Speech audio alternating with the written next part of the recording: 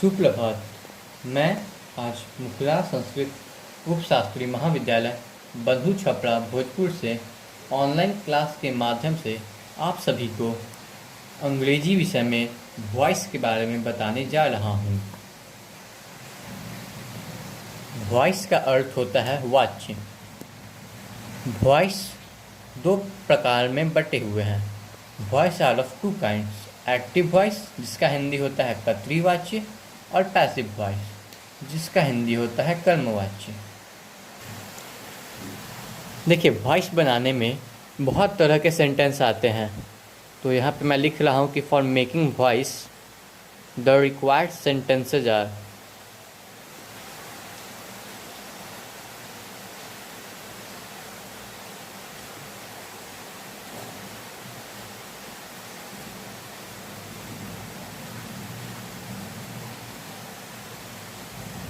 सबसे पहला जो सेंटेंस आता है वो टेंस होता है। टेंस का मतलब होता है काल या समय। जैसा कि हम लोग नॉर्मली ही बोलते हैं तो हम लोग उस भाषा में समय का प्रयोग जरूर करते हैं। दूसरे तरह के सेंटेंस में मॉडल्स आते हैं। मॉडल्स वो उस तरह के ऑक्सिलरी वर्ब्स हैं जिसमें निम्नलिखित आता है, जैसे कि हो सकता है, ना चाहिए इत्यादि। इसमें 12 तरह के होते हैं, जैसे should, would, ought to, can, could, may, might,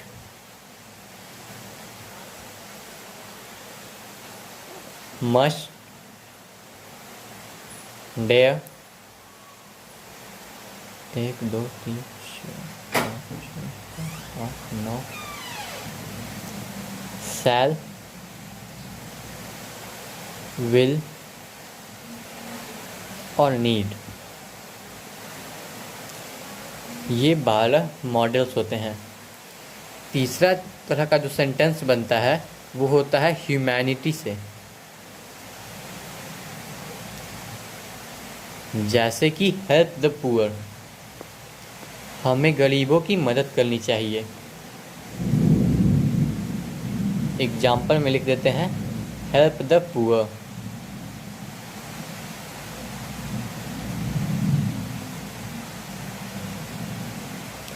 चौथा तरह का सेंटेंस होता है ऑर्डर, जो हम लोग किसी को देते हैं, जैसे कि गो देयर,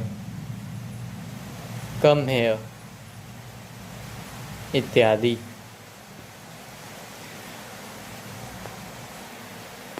पांचवा तरह का जो सेंटेंस होता है वो स्टार्ट होता है लेट से, जैसे कि लेट अस डांस टुगेदर।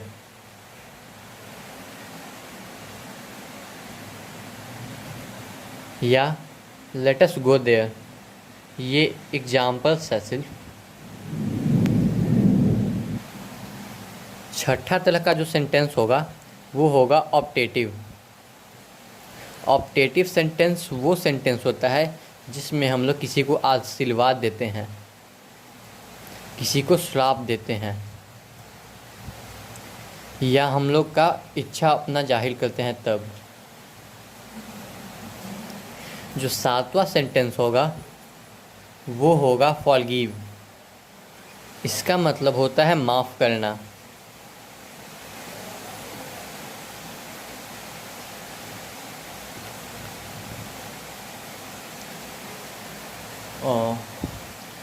आठवां तरह का जो सेंटेंस होता है वो होता है डोंट से जो स्टार्ट होता है।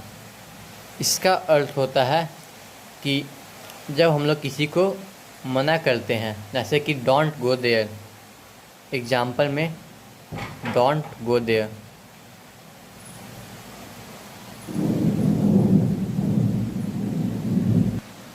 अब हम टेंस के साथ स्टार्ट करते हैं।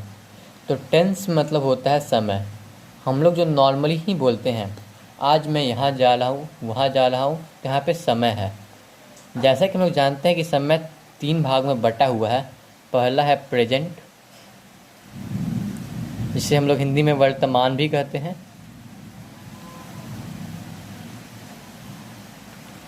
दूसरा है पास्ट, जिसे हम लोग हिंदी में भूतकाल कहते हैं। और तीसरा है फ्यूचर, जिसे हम लोग हिंदी में भविष्य कहते हैं।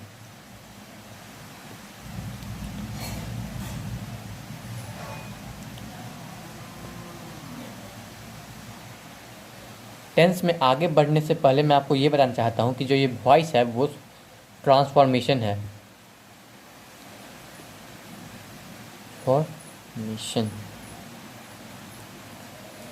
ट्रांसफॉर्मेशन वो होता है जिसमें हम लोग सेंटेंस को बदल देते हैं, पर सेंटेंस का जो सेंस होता है उसे नहीं बदलते हैं। तो इसे हम लोग ऐसे लिखते हैं कि changing of sentence.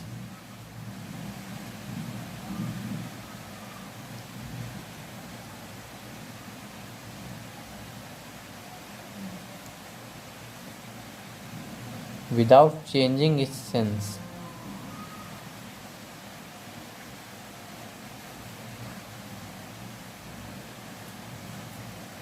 It's called transformation.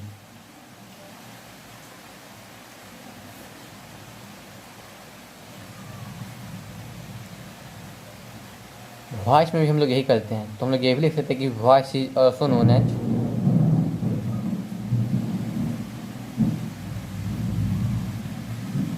Transformation.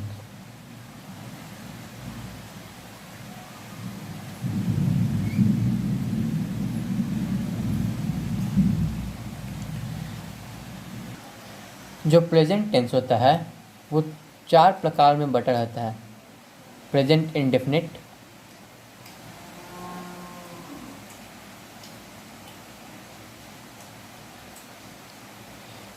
Continuous, जिसे हम लोग प्रेजेंट कंटिन्यूअस भी कहते हैं। परफेक्ट, जिसे हम लोग प्रेजेंट परफेक्ट भी कहते हैं।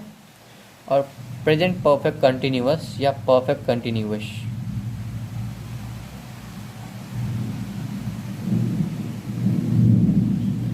पास्ट भी वैसे ही इंडेफिनिट या पास्ट इंडेफिनिट,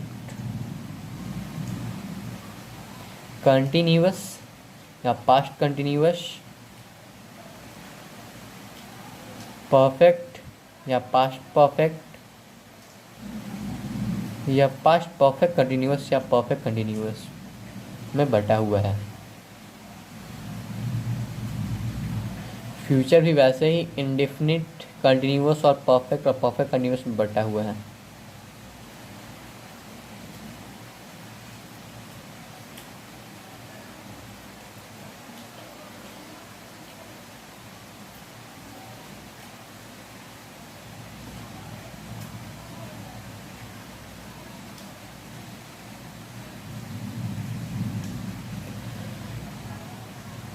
आज के लिए इतना ही।